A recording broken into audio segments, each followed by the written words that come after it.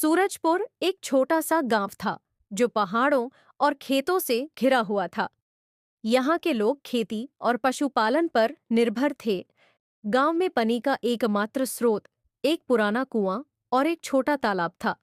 हर साल गर्मियों के आते ही इन दोनों में पानी कम होने लगता था, लेकिन इस बार गर्मी ने कुछ ज्यादा ही कहर बरपाया। सूरज अपनी पूरी ताकत से धरती पर आग बरसा रहा था। गांव का तालाब सूख चुका था और कुएं का पानी भी तेजी से खत्म हो रहा था। लोग दिन भर प्यास से परेशान रहते और उनके पशु भी पानी के लिए तरस रहे थे। खेत बंजर हो गए थे और फसलें सूखने लगी थीं। गांव वालों के सामने सबसे बड़ा सवाल था, पानी कहाँ से लाएं? गांव के मुखिया रघुनाथ ने इस संकट को देखते हुए गांव के सभी लोगों की एक बैठक बुलाई। उन्होंने कहा, ये समस्या किसी एक की नहीं बल्कि पूरे गांव की है।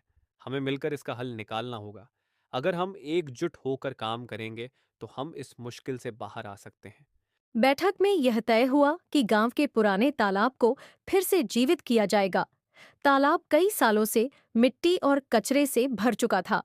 गांव वालों ने तय किया कि वे इसे साफ करेंगे और बारिश के पानी को इसमें इकट्ठा करने की व्यवस्था करेंगे। इसके साथ ही पास के पहाड़ों से पानी की एक छोटी धारा को तालाब तक लाने का रास्ता बनाने का निर्णय लिया गया। अगले ही दिन से काम शुरू हो गया। गांव के सभी लोग, चाहे वे बच्चे हों, महिलाएं हों या बूढ़े, तालाब की सफाई में जुट गए। महिलाएं दिन भर घर के काम निपटाकर तालाब की खुदाई में मदद करती और बच्चे मिट्टी हटाने में सहायता करते। पुरुषों ने पास के पहाड़ों में जाकर धारा को तालाब तक लाने के लिए रास्ता बनाना शुरू किया। गर्मी की तपिश बहुत तेज थी। सूरज की किरणें मानो अंगारों की तरह शरीर पर पड़ रही थी। लेकिन गांव वालों के हौसले के आगे गर्मी की यह चुनौती भी छोटी पड़ गई। उनकी मेहनत रंग लाने लगी। कुछ ही दिनों में तालाब साफ हो गया। अब वह पानी इकट्ठा करने के लिए तैयार था। इसी बीच अचानक मौसम बदला और तेज आंधी के साथ बारिश हुई। बारिश का पानी तालाब में भरने लगा। गांव के लोग खुश हो उठे।